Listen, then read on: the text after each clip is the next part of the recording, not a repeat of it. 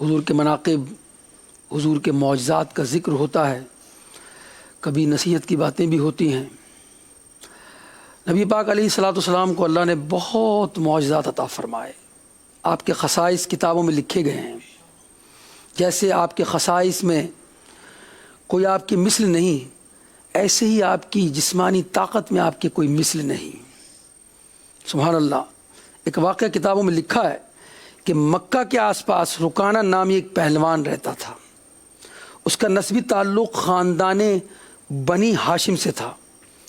وہ بہت بڑا طاقتور، شہزور، زبردست روب اور دبدبے والا اور مار دھاڑ کرنے والا شخص تھا۔ وہ کوہ ادم کے دامن میں رہتا تھا اور غلط فہمیاں، لوگوں کی افواہوں سے وہ نبی پاک صلی اللہ علیہ وسلم سے معاذ اللہ جو ہے وہ دشمنی رکھتا تھا۔ ایک مرتبہ نبی پاک صلی اللہ تعالی علیہ وسلم دعوت اسلام کی دعوت کے لیے رکانہ کی وادی میں اکیلے ہی تشریف لے گئے۔ جب اس پہلوان رکانہ نے نبی پاک علیہ الصلوۃ والسلام کو دیکھا تو تکبر کے نشے میں بد مست ہو کر کہنے لگا، اے محمد صلی اللہ علیہ وسلم، آپ ہی ہیں جو ہمارے معبودوں کو برا کہتے ہیں۔ اس کے بعد وہ مزید تلخ کلامی پر اتر آیا اور کہنے لگا، اے محمد، آپ ہمارے معبودوں کو نیچا اور کمزور کہتے ہیں اور اپنے خدا کی بڑائی بیان کرتے ہیں۔ اگر میرا آپ کے ساتھ خاندانی رشتہ نہ ہوتا تو معاذ اللہ میں آپ کا کام کر دیتا۔ میرا آقا علیہ السلام نے اس کی گفتگو سنی۔ اس کے بعد وہ کہنے لگا کہ میں بغیر مقابلے کے آپ کو جانے نہ دوں گا۔ نبی پاک علیہ الصلوۃ والسلام کو کشتی کی دعوت دی، آپ نے قبول فرمائی، اور وہ کہنے لگا، تم اپنے خدا کو پکارو، میں اپنے خداؤں کو پکاروں گا۔ نبی پاک صلی اللہ علیہ وسلم نے اس کے اس چیلنج کو قبول کیا۔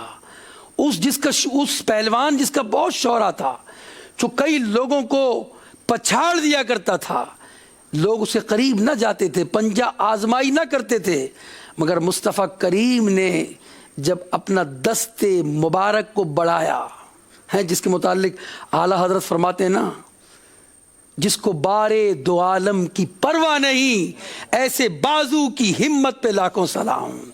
جب نبی پاک صلی اللہ علیہ وسلم کا بازو بڑا ہے اور اسے ہاتھ میں لیا ہے تو رکانہ کو دیکھتے ہی دیکھتے پچھاڑ دیا میرے آقا علیہ الصلوۃ والسلام نے۔ اب رکانہ تو بہت حیران ہوا کہ یہ کیا ہوا، میری طاقت کا جو نشہ تھا وہ ہرا ہو گیا۔ وہ اس کو اتفاقی سمجھا کہ یہ اتفاقی طور پر ہو گیا۔ پھر کہنے لگا، میں آپ کو ایک مرتبہ پھر دعوت دیتا ہوں، آپ مجھے پچھاڑ کر دکھائیں، آپ مجھ سے مقابلہ کریں۔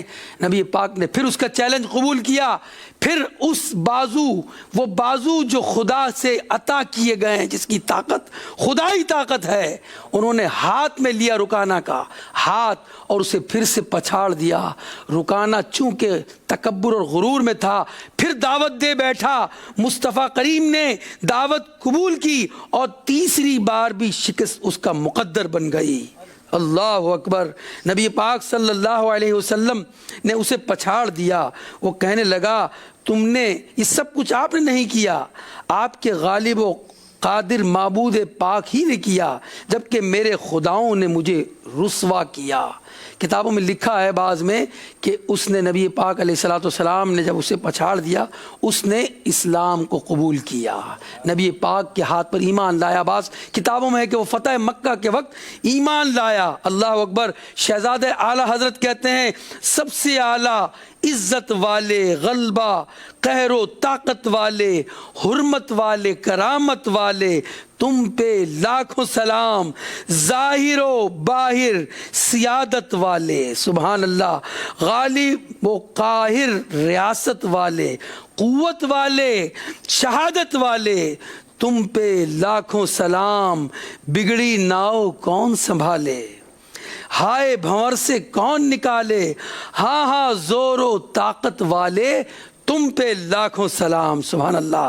تو ہمارے آقا علیہ الصلوۃ والسلام کیسے طاقتور اور اعلیٰ اخلاق کے مالک تھے کہ سامنے والا لڑنے کی بات کر رہا ہے، کشتی کا چیلنج کر رہا ہے، تلخ لہجہ استعمال کر رہا ہے، دھمکیاں دے رہا ہے، مگر قربان مصطفیٰ کے حلم اور بردباری پر کہ صبر اور استقامت اور نرمی سے کام لیتے رہے۔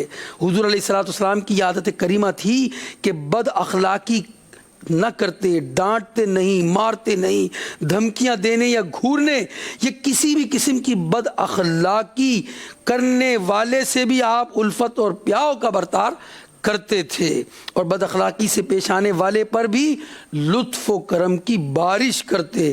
حضرت بی بی عائشہ طاہبہ صدیقہ رضی اللہ تعالی عنہا فرماتی ہیں کہ نبی کریم صلی اللہ علیہ وسلم نے راہ خدا میں لڑنے کے علاوہ کبھی کسی چیز یا کسی عورت یا خادم کو اپنے دست سے اقدس سے نہ مارا اور نہ ہی اسے ایذا پہنچائی، اور ایذا پہنچنے پر اللہ پاک کے لیے اسے آپ نے اپنے ذاتی طور پر کبھی ایذا نہ دی۔ ہاں اگر وہ اللہ کے حق کو توڑ دیتا، نبی پاک علیہ الصلوۃ والسلام پھر اس سے ناراض ہوتے، بدلہ بھی لیتے۔ میرے پیارے اور میٹھے اسلامی بھائیوں، حضور علیہ الصلوۃ والسلام کے خصائص میں سے ان کی طاقت کا ایک واقعہ یہ بھی لکھا ہے۔ مشہور صحابی حضرت جابر بیان کرتے ہیں، غزوہ خندق تھی اور صحابہ کرام خندق کو کھود رہے تھے، ایک ایسی چٹان ظاہر ہوئی جو کسی سے ٹوٹ نہیں رہی تھی۔ صحابہ کرام بارگاہ رسالت میں یہ ماجرا پیش کیا کہ یا رسول اللہ چٹان ٹوٹ نہیں رہی، 3 دن کا فاقہ ہے، مبارک پیٹ پر پتھر بندھا ہے، اور نبی پاک علیہ الصلوۃ والسلام کی بارگاہ میں جب یہ بات پیش کی جاتی ہے، حضور پھاوڑا لیتے ہیں اور ایک ہی ضرب لگاتے ہیں، اس ضرب سے چٹان ٹوٹ کر ریزہ ریزہ ہو جاتی ہے۔ یہ قوت مصطفیٰ صلی اللہ علیہ وسلم ہے۔ بعض روایتوں میں یہ بھی لکھا کہ حضور نے 3 پھاوڑے مارے، 3 ضربیں لگائیں، اور اس سے ایسی لائٹ نکلی، ایسی روشنی نمودار ہوئی کہ اس روشنی میں شام، ایران اور یمن کے شہروں کو دیکھا جا سکتا تھا۔ سبحان اللہ، گویا ان تینوں ملکوں کی فتح ہونے کی صحابہ کو میرے آقا نے خوشخبری دے دی۔ سبحان اللہ، اور بعد میں دیکھا کہ شام اور یمن اور ایران فتح ہوئے۔ سبحان اللہ، دیکھیے آپ نبی پاک علیہ الصلوۃ والسلام کے فاقے کا عالم ہے، پیٹ پر پتھر بندھا ہے، اور قوت مصطفیٰ، طاقت مصطفیٰ یہ ہے کہ ایک ضرب لگاتے ہیں تو وہ چٹان جو کئی صحابہ سے ٹوٹ نہیں رہی تھی وہ ٹوٹ کر ریزہ ریزہ ہو جاتی ہے۔ یہاں یہ حضرت جابر رضی اللہ تعالیٰ عنہ نے جب دیکھا کہ حضور کے پیٹ مبارک پر پتھر بندھے ہوئے ہیں تو آپ اپنے گھر تشریف لے گئے اور اپنی زوجہ سے کہا کچھ کھانے کو ہے؟ انہوں نے بتایا کہ صرف 1 سا یعنی 4 کلو آٹا ہے اور کچھ نہیں ہے۔